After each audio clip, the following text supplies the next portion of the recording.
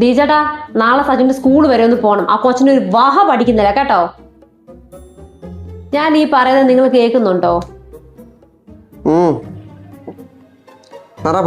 പിന്നെ വീട്ടിൽ ഒരു സാധനവും ഇല്ല, മാർക്കറ്റിൽ പോവുകയും ചെയ്യണം. ഡീജേട്ടാ, ഞാനിപ്പോ എന്താ പറഞ്ഞേ? അത് സച്ചുവിനെ നാളെ മാർക്കറ്റിൽ കൊണ്ടുപോകണമെന്നല്ലേ? അല്ല, അവനെ എന്തിനാ മാർക്കറ്റിൽ കൊണ്ടുപോകുന്നേ? ഇവിടെ ഒരു പാഴ്ചേരി കിട്ടില്ലേ, അതിനെ കൊണ്ടൊന്ന് വിൽക്കാനാ.